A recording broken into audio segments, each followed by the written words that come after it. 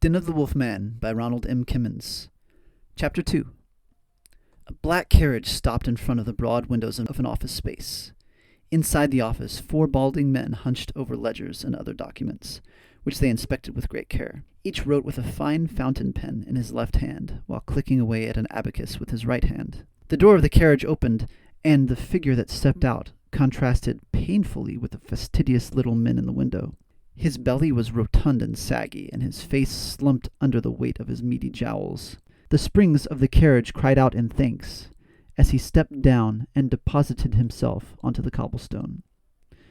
This man was no derelict, however. He wore a fine suit with gold trim, and the cane that clacked upon the ground had a fine emerald in its pommel. Also, for any who had a sense of such things, it would have been clear that underneath those rolls of fat he had no small amount of muscle. That underlying strength lent a certain dexterity and elegance to what at first glance might have seemed the body of an overindulgent vulgarian. He tapped his cane to the brim of his bowler cap, and grinned as a couple of brightly dressed women passed. He then strode forward and opened the door of the office. All 4 of the little men turned curious eyes to him and blinked. "Bondus Riverman," he said. "In the back," said one of the bookkeepers, gesturing to a door at the rear of the room.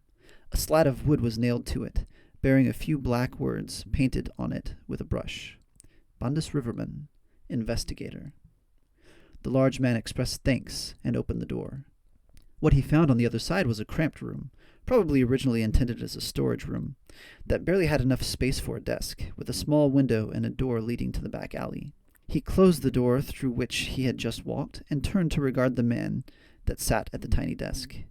This was a young man with a handsome face, though his brow was wrinkled in concentration as he sifted through what looked like a stack of correspondence. "Bondus Riverman?" asked the large man.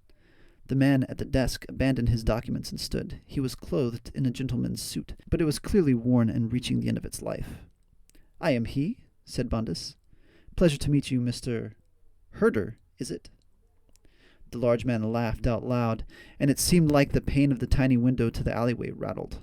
"Very good, Riverman. Yes, I am Ta'anif Herder, labor organizer, philanthropist. Also crime boss and unofficial political figure," said Bondus. "I suppose some would describe me in such words," said Ta'anif. He approached the single guest chair. "May I?" he asked.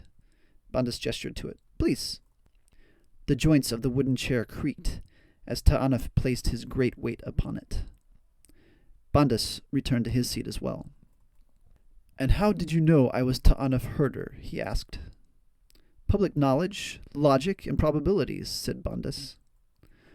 "You mean there aren't very many walking leviathans in fine suits carrying emerald-hilted canes," said Ta'anif. "That is an indelicate way of putting it, but essentially yes." "Oh, I do like it when we are unburdened by pretense, don't you?" asked Ta'anif. "I suppose, but if people were generally transparent, I would not have a business." Ta'anif laughed a bit. "Business? Is that what you call this?" Bondus tilted his head. "I'm sorry, did you make a special trip just to come here and insult me?" "No, not at all," said Ta'anif, waving his hand in dismissal. "I hear you've done well as an investigator. I have a job for you, a big one." "Someone referred you to me, did they? Who was it?" "Tamar Fisher," said Ta'anif. "He said you were a whiz." The Fisher divorce case was complex, to be sure. "Well, I have something for you that is a little more high profile than that," said Ta'anif. "Really now? Did you come to ask me to find the Wolfman?" Bondus smiled and nodded his head to the newspaper that sat at the corner of his desk. "Actually, yes," said Ta'anif. "Perceptive again. Are you interested?" Bondus's smile dropped, and he sat back. "You're serious?" "I am," said Ta'anif. "I was making a bit of a joke," said Bondus. "Why would you need me for a job like that? Aren't the police focusing on this?" "Oh yes, the police are looking for him, though I am sure you know they are often less than reliable." "I wonder how that came to be the case," said Bondus. "You can't pay them to be incompetent and then expect them to be competent." Ta'anif continued without missing a beat. "And my men are after him as well, but I think we need someone with a little more imagination and a different perspective. I thought you might be the one." But why are you so concerned about this? Asked Bondus. This is my town, said Ta'anuf. I don't want a madman running around chewing people to death in my town. That's very magnanimous of you, said Bondus. As an idealistic labor organizer, I am nothing if not magnanimous, especially when magnanimity aligns with my interests. You and I have different definitions of magnanimity. Ta'anuf smiled. You're acting as if you don't want the job. Oh, I'll take the job, for the money and for the adventure of it. I just want to get a feel for my employer and his expectations. My expectation is that you will report to me, said Ta'anuf. We will involve the police at my discretion. I see, said Bondus. So what exactly is the extent to which your interests are involved in this? To tell you the truth, I am not entirely sure, said Ta'anuf.